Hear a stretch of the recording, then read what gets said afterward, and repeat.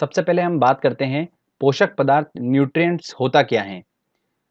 तो देखिए, जीवों में विभिन्न प्रकार की बायोलॉजिकल फंक्शंस होते हैं, जैविक कार्य होते हैं। तो इन सब बायोलॉजिकल फंक्शंस को बॉडी में अच्छे से एग्जीक्यूट करने का जो काम होता है, संचालित करने का काम होता है, वो कौन करता है? पोषक पदार्थ करते हैं, न्यूट्रिएंट्स करते हैं। ठीक है।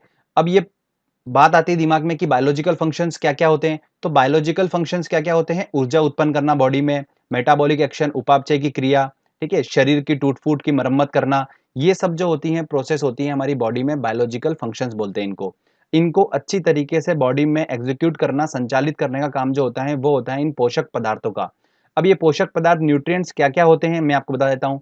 कार्बोहाइड्रेट होते हैं, प्रोटीन होते हैं, वसा होते हैं, ये सब पोषक पदार्थ होते हैं। इसके अलावा विटामिन भी होते हैं, जल, लवण, ये सब होते हैं पोषक पदार्थ। उनको हम सेपरेट एक लेक्चर में डिस्कस करेंगे। विटामिन का एक सेपरेट लेक्चर बनाऊंगा मैं, उसमें हम सारे वो अच्छे से डिस्कस करेंगे। ठीक है। अभी हम बात कर रहे हैं कार्बोहाइड्रेट, प्रोटीन और वसा की।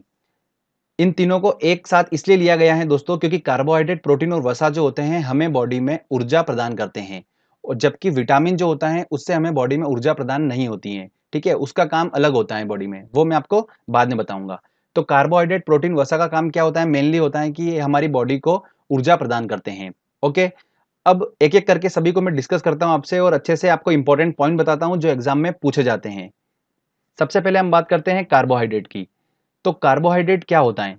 जब कार्बन, हाइड्रोजन, ऑक्सीजन एक फिक्स रेशियो में मिले होते हैं, 1:2:1 में, जो मिलकर एक पदार्थ बनता है, उसको हम क्या बोलते हैं? कार्बोहाइड्रेट बोलते हैं। ठीक है।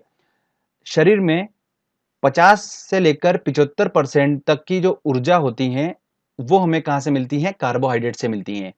तो देखिए, मान लो हमें एनर्जी बिल्कुल कम हो गई बॉडी में, तो कार्बोहाइड्रेट हमें क्या करता है? ऊर्जा प्रदान करता है। अगर बोल सकते हैं हम सिंपल वर्ड में, जैसे कोई बाइक है, उसमें फ्यूल का काम कौन करता है? पेट्रोल करता है। तो सेम हमारी बॉडी में फ्यूल का काम कौन करता है? कार्बोहाइड्रेट करता है।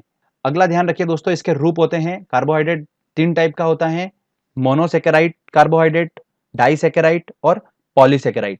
तो इसके कौन कौन से फॉर्म होते हैं? देखिए, glucose, fructose, galactose, sucrose, maltose और लैक्टोज, ये सभी जो है ये कार्बोहाइड्रेट के रूप हैं। अब ग्लूकोज जो होता है वो सबसे जल्दी एनर्जी प्रदान करता है। ग्लूकोज, ध्यान रखिएगा, इन सभी में सबसे जल्दी एनर्जी कौन प्रदान करता है? ग्लूकोज करता है। फ्रुक्टोज जो होता है वो कहां से प्राप्त होता है? हमें शहद से फ्रुक्टोज प्राप्त होता है। तो ये इंपॉर्टेंट पॉइंट है, ध्यान रखिएगा। अगर 1 ग्राम ग्लूकोज के पूर्ण ऑक्सीकरण, मतलब 1 ग्राम ग्लूकोज को अगर हम दहन करते हैं, जलाते हैं, तो उससे हमें कितनी ऊर्जा मिलती है? 4.2 किलो कैलोरी ऊर्जा प्राप्त होती है। ध्यान रखिएगा, 1 ग्राम ग्लूकोज के पूर्ण ऑक्सीकरण पर। अगला पॉइंट आता है कि कार्बोहाइड्रेट का एक और मेन काम होता है कि न्यूक्लिक अम्ल का निर्माण करते हैं बॉडी में। और ये न्यूक्लिक अम्ल के काम क्या होता है? ये अनुवांशिक गुण जो होते हैं, जेनेटिक गुण जो होते हैं, उनको क्या करते हैं? एक पीढ़ी से लेकर दूसरी पीढ़ी तक ले जाने का काम करते हैं। कौन? न्यूक्लिक अम्ल। ओके। अब बात आती है कि कार्बोहाइड्रेट जो होता है वो हमें कहां कहां से प्राप्त होता है। तो गेहूं, चना, मक्का, बाजरा, आलू, शकरकंद, शलजम और शहद। ध्यान रखिएगा, शहद से क्वेश्चन पूछा जाता है। तो इन सब चीजों से हमें कार्बोहाइड्रेट प्राप्त होता है, ये उसके स्रोत हैं। तो ये मेनली बेसिक पॉइंट है कार्बोहाइड्रेट के बारे में जो आपको पता होना चाहिए। चलिए आगे बात करते हैं हम अब प्रोटीन के बारे में। प्रोटीन क्या है? प्रोटीन एक केमिकल कंपाउंड है, कार्बनिक यौगिक है, जो कि 20 अमीनो अम्ल से मिलकर बना होता है। 20 अमीनो अम्ल से मिलकर बना होता है ये प्रोटीन। ठीक है। हमारी बॉडी को 20 तरीके के प्रोटीन रिक्वायर्ड होते हैं। 10 तो क्या होते हैं दोस्तों? जो हमें हमारी बॉडी से खुद मिल जाते हैं, और 10 जो होते हैं वो हम भोजन से प्राप्त करते हैं। अगला पॉइंट ध्यान रखिएगा, शरीर में ऊर्जा उत्पन्न करना और शरीर की मरम्मत करने का काम होता है बेसिकली प्रोटीन का। ठीक है, मतलब ऊर्जा तो उत्पन्न करता है, और शरीर की मरम्मत करने का काम इसका होता है। जो हमारे बॉडी में टिश्यू होते हैं, ऊतक होते हैं, उनका मरम्मत करने का काम किसका होता है? इस प्रोटीन का ही होता है। सोयाबीन जो होता है उसमें सबसे अधिक मात्रा में प्रोटीन पाया जाता है, 42% होता है, और उसके बाद फिर मूंगफली में भी अधिक मात्रा में प्रोटीन पाया जाता है। 1 ग्राम प्रोटीन के जलने से 4.1 किलो कैलोरी ऊर्जा प्राप्त होती है।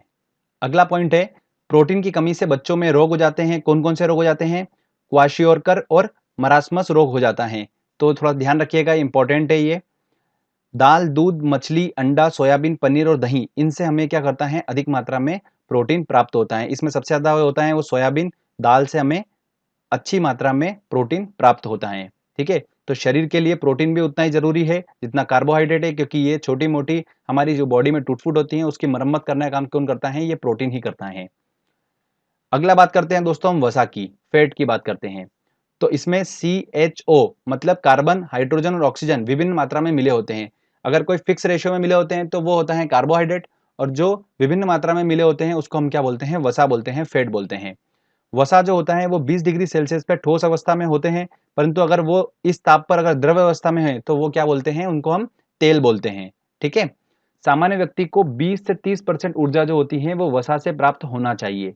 आपको मैंने बताया था 50 से लेकर 75% तक ऊर्जा जो होती है वो कार्बोहाइड्रेट से प्राप्त होती है, और 20 से लेकर 30% तक की जो ऊर्जा होती है वो वसा से प्राप्त होती है। ठीक है। अगला पॉइंट है कि वसा की कमी से स्किन रूखी हो जाती है और वजन भी कम हो जाता है। अगर वसा बॉडी में ज्यादा हो जाएगा तो हमें क्या हो जाएगा? मोटापन हमारा शरीर में आ जाएगा। कार्य क्या क्या होते हैं वसा के? शरीर को ऊर्जा प्रदान करने का काम होता है, स्किन के नीचे जमा होकर शरीर के ताप को नियंत्रित करने का काम किसका होता है? वसा का होता है।